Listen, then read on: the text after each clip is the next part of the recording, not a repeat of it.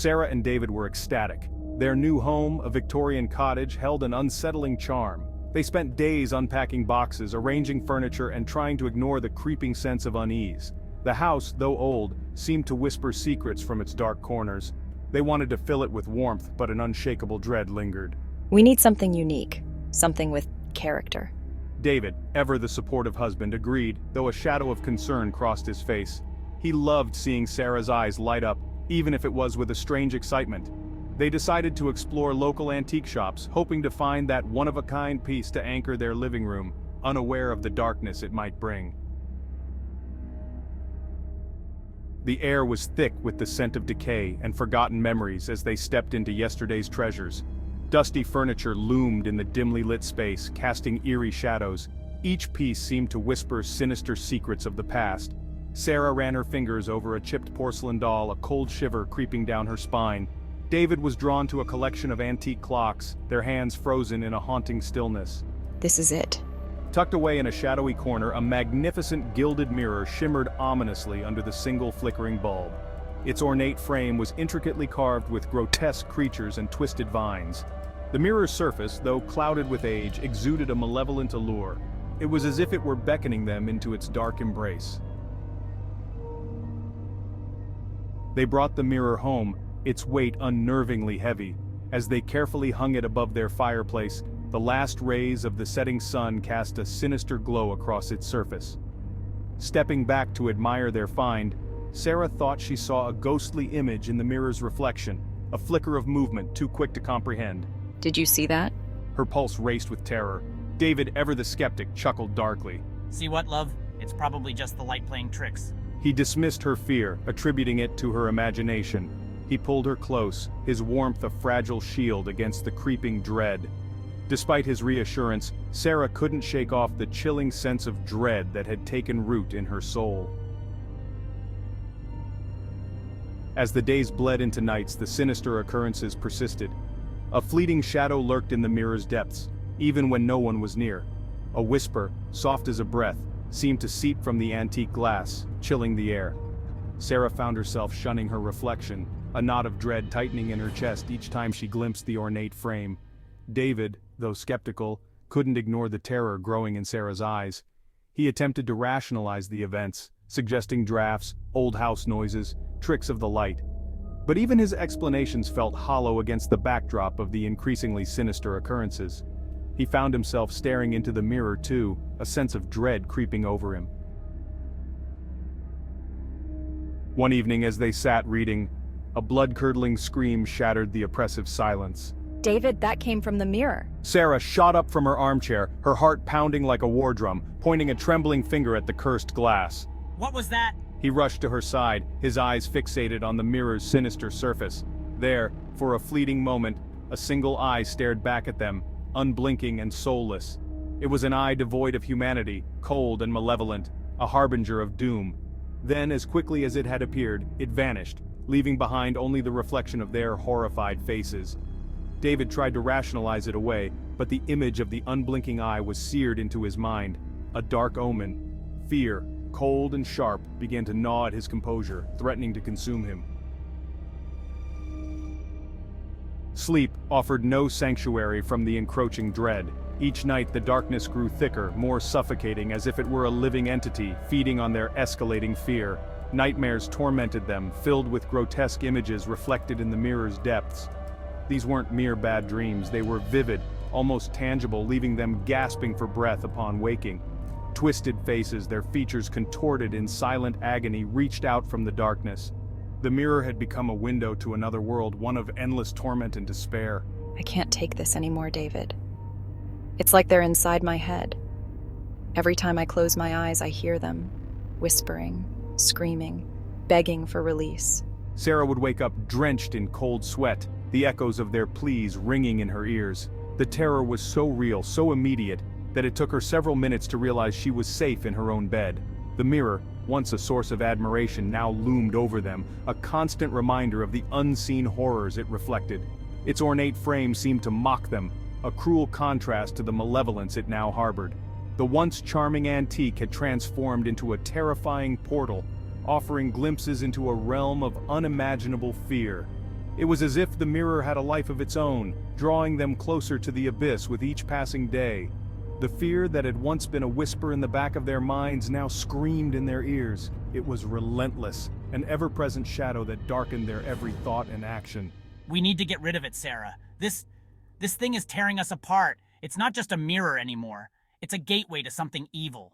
But deep down, they both knew it wasn't going to be that simple. The mirror had a hold on them, a grip that tightened with each passing night, making escape seem impossible. One morning, Sarah awoke to a scene that would haunt her forever. The day had begun like any other, but what she found in her bedroom was a harbinger of doom. Bloodstains, dark and foreboding, defiled the surface of the mirror. They were smeared across the glass in a way that whispered of unspeakable horrors. It wasn't a trick of the light, nor a figment of her sleep-deprived mind. The blood was real, fresh, and glistening under the morning light.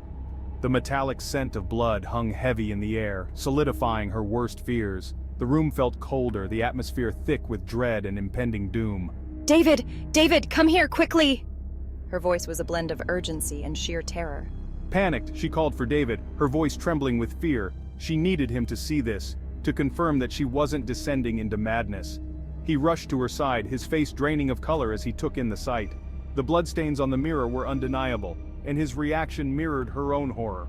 The bloodstains seemed to writhe and shift, forming grotesque shapes before their very eyes. It was as if the mirror itself was alive, mocking their terror. The horror of their situation struck them with the force of a physical blow. They felt paralyzed, unable to look away from the ghastly scene. They were ensnared, caught in a nightmare they couldn't escape. The room seemed to close in on them, the walls echoing their silent screams. This can't be real. It just can't be. Sarah's voice was barely a whisper, her mind struggling to process the impossible. But the evidence was right there, staring back at them from the cursed mirror. The bloodstains were a chilling reminder that their nightmare was far from over, and the terror was only beginning. Desperate, they clawed at the mirror to sever the connection to the malevolent horrors it harbored, but the heavy frame resisted, as if an unseen force held it in place. They pulled and tugged with all their might, but the mirror remained an immovable object, defying their every effort. It's not moving, Emily. It's like it's fused to the wall or something. No matter what I do, it just won't come off. Oh, John, what are we going to do? We can't escape it. It's like it's alive, holding us captive. It was as if the mirror was mocking their futile attempts to escape its grasp, its surface reflecting their desperation and terror, its cold, smooth surface a constant reminder of their powerlessness.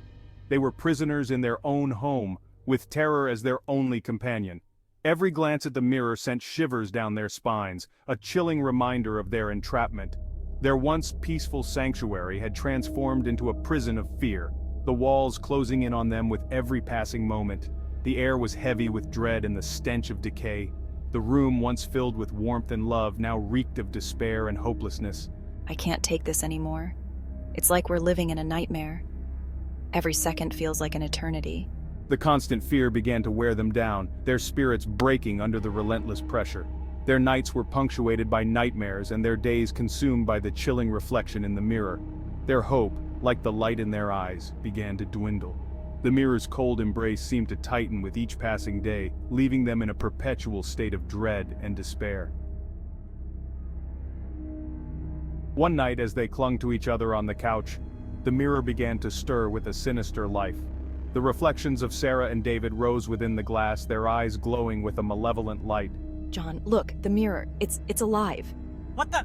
Those are us, but they're twisted. Their doppelgangers reached out, their fingers long and skeletal, clawing at the barrier of the mirror. Sarah and David stumbled back, their screams piercing the oppressive silence of the house. No, stay away from us. We have to get out of here now. But escape was impossible. The reflection was dragging them in, their own horrified faces twisted in a cruel mockery. They were being pulled into the mirror's abyss, into the heart of the nightmare that had claimed their souls.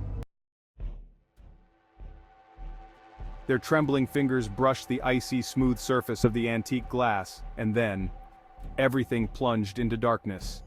When they awoke, they found themselves in a nightmarish realm on the other side of the mirror, ensnared in a grotesque and twisted reflection of their once happy home. The furniture was twisted and gnarled. casting eerie shadows, the walls oozing with an unspeakable evil. Where are we? This isn't our home. It's a nightmare. It's like a twisted nightmare. Everything's wrong. The air was thick and oppressive, filled with the scent of decay and distant, haunting screams. The once familiar objects of their lives were now distorted and menacing, reflections of a horrifying nightmare they couldn't escape. They were trapped in a world where terror reigned and hope had perished. John, I don't think we're ever getting out of here. It's hopeless. We have to try, Emily. We can't give up, no matter how dark it gets. The mirror, no longer a mere reflection but a gateway to unspeakable horrors, stood open, a gaping maw devouring the last shreds of their sanity. They were ensnared, mere pawns in a malevolent game orchestrated by the darkness within the mirror's depths. John, look at those faces. They're the ones from my nightmares. They're real, Emily. We're surrounded. The faces from their nightmares encircled them, their eyes gleaming with malevolent intent. They were no longer Sarah and David, but twisted reflections, playthings for the mirror's demonic inhabitants to torment. Welcome to your eternal nightmare, forever. You belong to us now. Their screams were devoured by the oppressive darkness, their pleas for mercy met with cruel, mocking laughter. The mirror, once a symbol of hope and new beginnings, had become their tomb, a chilling reminder that some doors are best left unopened,